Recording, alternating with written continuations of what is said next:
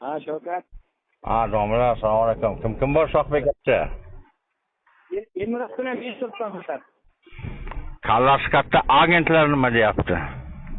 Agentlarning aytishi bo'yicha bugun kun issiq deyapti. Bugun ovga chiqmaymiz deyapti ular. Bugun juda qiyin bo'lyapti.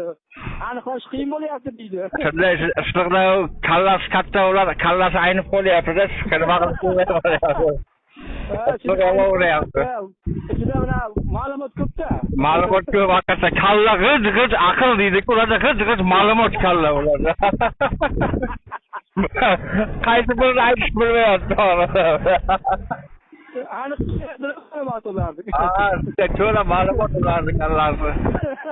To'ta chiqmay asrab yuradi kallani ular. Satoq bilan ho'llab, nima qiladi.